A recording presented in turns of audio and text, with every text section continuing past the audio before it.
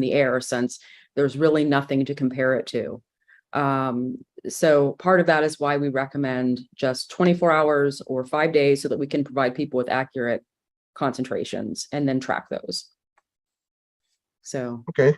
That's why I was curious, because I was asked that by somebody and I didn't have the real answer, but now I do. now you do. Now you have a bunch of information I just provided. Hopefully you can sort through my my ramblings. Not a problem. All right. And what next? Mycotoxin testing. Mycotoxin, we test for 4 different mycotoxins: trichothylacine, aflatoxin, ochratoxin, fumonisin. And that is, again, 1 or 5 days. And it is a 5-day turnaround time for the mycotoxin testing. We have the opportunistic fungal pathogen panel, which is Aspergillus fumigatus, Aspergillus fumigatus, Aspergillus niger, Mucor, and Candida albicans. And again, 1 or 5 days. And that is a 2-day turnaround time in the laboratory. We have the allergen testing. Now, the allergen testing is only 5 days. That's only been validated for 5 days. That was based on case studies or testing that we'd done before, and running on different lengths of time. So 5 days was the best amount of time to get the whole vicinity, or the whole type, all the different types of allergens. So 5 days, allergens only, 5 days. And that is a 5-day turnaround time. Now, we do have multi-panels as well. We have a total mold panel, and that is beta-glucan, mycotoxins, and genera. That is you run it 1 to 5 days. It's a 5-day turnaround time.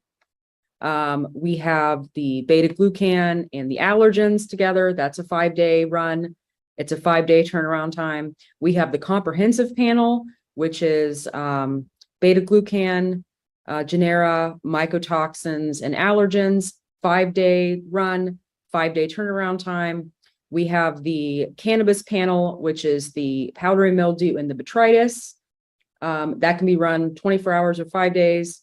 That is a 2-day turnaround time. We have the COVID testing. The COVID testing is a 3-day run, a 2-day turnaround time. Now, what also is interesting is you don't have to use a different cartridge for each test. If you want to do beta-glucan and genera, you don't have to do 1 for genera and 1 for beta-glucan.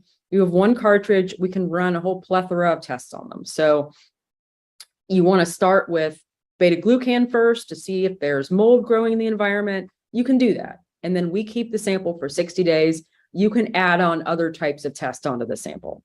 The only time where you're going to have to run 2 cartridges separately is if you're wanting to run viruses and, the molds and allergens and everything else. You're going to have to run 2. And that's just because our laboratory process to remove those samples from the cartridges are different. So viruses, different sample, but if you have the, 1 sample, you can run everything else on it. You can have, beta-glucan, you can do all the genera, you can do the mycotoxins, you can do the allergens, you can all do that off 1 cartridge. So there's as long as it meets the minimum time requirement. Exactly. Yep. So running a 5-day sample, you could basically test for any and all except for viruses. Yep. If you're doing just the 1 day, you can run all the molds, the allergens. We'd recommend that you run it, another sample for 5 days. But if you want to run it 24 hours and do, beta-glucan, mycotoxins, all the mold genus assays, the opportunistic fungal pathogens, powdery mildew, you can run all that off of 1 cartridge.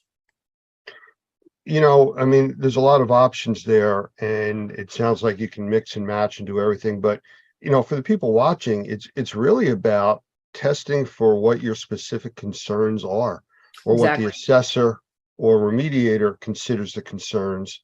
Yep. And it's getting you data. It's getting you information to help you come up with a plan. Yep, definitely is. So we do provide a lot of different options. One of the other things is we love to hear what customers want to test for, because with the molecular type testing we do in our laboratory, we can build out our menu quite a bit. So if there's anything that we aren't offering right now that we could potentially offer in the future, please just let us know. Well, you know that we use the Air Answers device in the training for our NCEAA program, which is the Normie Certified Environmental Allergen Testing and Assessment Program. And it's one of the pieces that we teach about using just for that reason, because of all the allergens that you do. And we just encourage people to do that. I do want to stress, and I talk about this in all the trainings that we do, if you have the technology, if you have the Air Answers device or any other piece of equipment, use it in your home or office first. Don't go out to a customer's location and use it for the first time. Any piece of equipment, sitting there reading the instructions is not the place to do that. Or calling me and saying, how do I do this? Because that does happen. So please, I always say, please use it in your own home. Find out what's in your environment. Become a believer in the technology. Or sit in your office, watch those short videos, and those are just, how to put the cartridge in, take it out, where to send it, it's just some information. So it is really helpful to try it first before you take it in somewhere. Absolutely. Good advice. Well, is there anything else that we haven't chatted about that you would like to talk about? I always put it out there like, do you have questions for me? If not, that's okay. I'm good with that. Well, what's new with Normie? Well, we're busy. We're going to be at the different conventions. We're going to see you guys hopefully there. I might even have to get another coffee mug. Again, amazing coffee mugs. If you guys have them again, I encourage everybody to go to your booth and try to get one, because they keep things hot forever. Oh, well, great. We'll make sure that we have those at the next conference then. Well, I'm just putting it out there. I'd like to use another one. Well, I do want to thank you for your time. It's greatly appreciated. I know you guys are busy. Oh, well, thank you so much for having me. I really appreciate it. No, it's our pleasure. We enjoy getting the information from you guys and working closely with you. I look forward to seeing you at one of the next conventions. Oh, yeah, definitely. Looking forward to seeing you then. too. All right. Thank you very much. Thank you.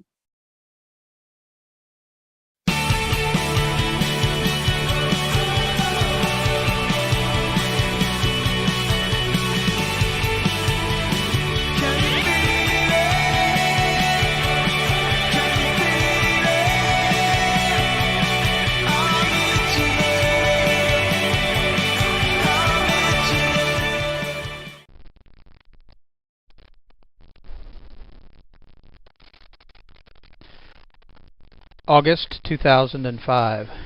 It'll be a memory etched into the minds of those of us who lived through and survived Hurricane Katrina and Rita. As devastating as the 150 miles per hour winds were, no one could imagine the inconceivable costs in terms of loss of human life and property that the failure of the levees caused when it flooded nearly 1/3 of the city of New Orleans. With over 275,000 homes lost on the Gulf Coast as a result of the hurricane, 10 times as many as any other natural disaster in U.S. history, the city of New Orleans continues to deal with the results of homes flooded to the rooftop, unparalleled mold infestation, and potential health issues for the residents who remained to salvage what they could. Information and misinformation has been mixed together, and vulnerable property owners have been faced with the daunting task of trying to sort out the truth. And so the lessons are clear. Prepare when you can for whatever flooding might occur, not only for the potential, but for the aftermath. And whether a natural disaster or the result of someone's mistake, anyone and everyone can suffer the devastating effects of flooding.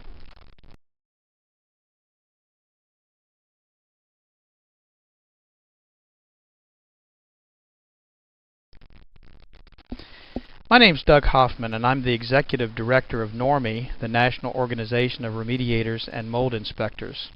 The information you're about to hear is designed to provide steps, guidance, and assistance for reacting to flood conditions in your structure.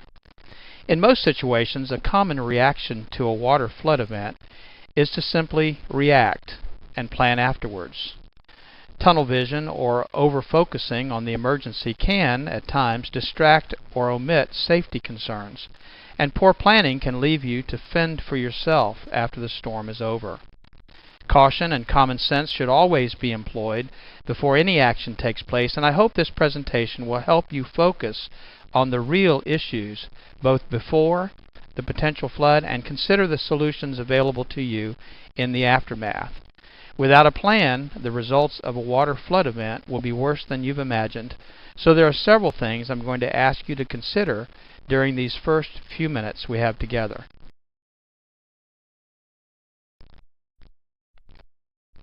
The integrity of the structural systems may have been compromised depending on the nature and degree of the event. In all cases, if you are unsure of how to proceed or to create a safe environment to work in, contact a professional to assist you. A major concern in flooding situations are the utility services. Wet or submerged electrical devices, outlets, and wires can energize the area you're working in. The risk of electrical shock, burns, or even death must be eliminated before proceeding. This may require the power company to deactivate your service. And of course, natural gas and propane sources should also be protected, secured, or deactivated. This would include pilot lights, heat sources, and gas storage tanks.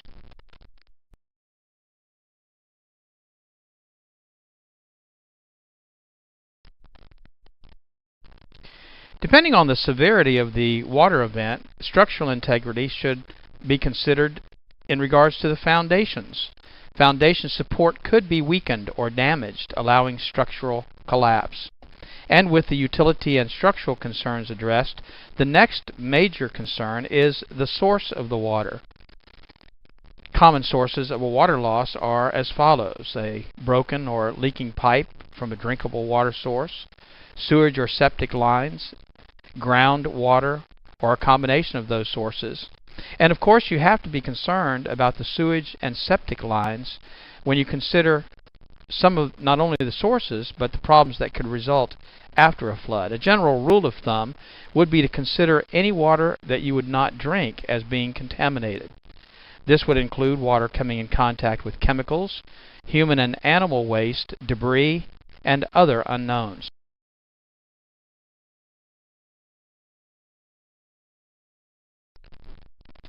Protecting yourself is one of the important first steps post some water event. Exposing your skin, your eyes, your lungs, your nose, even your throat to contaminated water can create a wide range of health issues that may not appear for days after the exposure.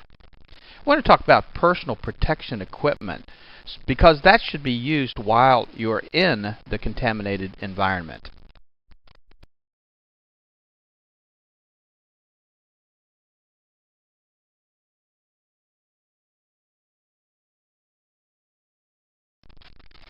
Personal protection equipment can include a wide range of items, including boots, clothing, gloves, goggles, and even a mask.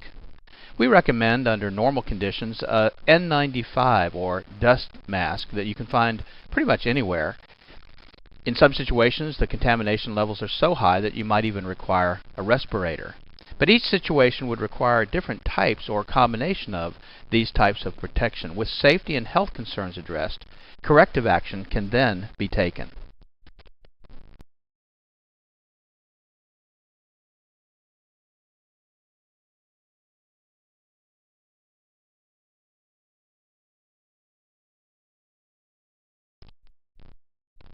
One of the most important things to consider with respect to corrective action is time.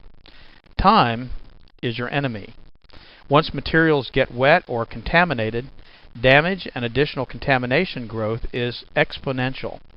A clean water loss, if not corrected, can promote mold growth in as little as 24 to 48 hours.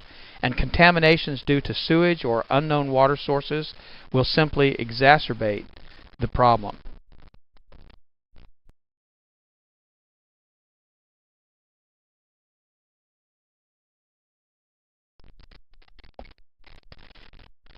Drying materials and surfaces in the least amount of time should be of the utmost urgency, and oftentimes power is not available, and so having a generator available will be a great source of